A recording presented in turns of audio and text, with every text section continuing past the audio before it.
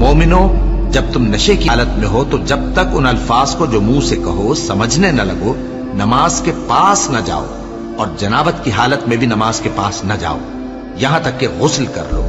हाँ, अगर बहालत सफर रस्ते चले जा रहे हो और पानी न मिलने के सबब गुस्ल न कर सको तो तयम्मुम करके नमाज पढ़ लो, और अगर तुम बीमार हो या सफर में हो या कोई तुम में से बैतुल खला से होकर आया हो या तुमने औरतों से मुकारबत की हो और तुम्हें पानी न मिले तो पाक मिट्टी लो और मुंह और हाथों का मसा करके तयम्मुम कर लो।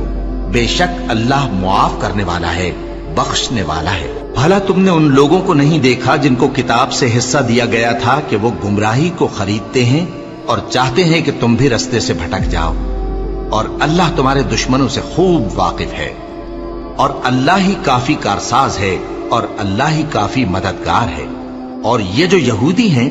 इनमें कुछ लोग ऐसे भी हैं कि किताबुल्लाह के कलेमात को उनके मकामात से हटा देती हैं और कहते हैं कि हमने सुन लिया और नहीं माना, और कहते हैं सुनो न सुनवाए जाओ,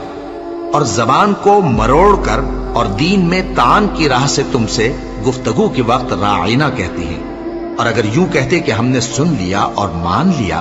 और सिर्फ इस माओ और राइना की जगह उन्जुर न कहते तो उनके हक में बेहतर होता और बात भी बहुत दुरुस्त होती।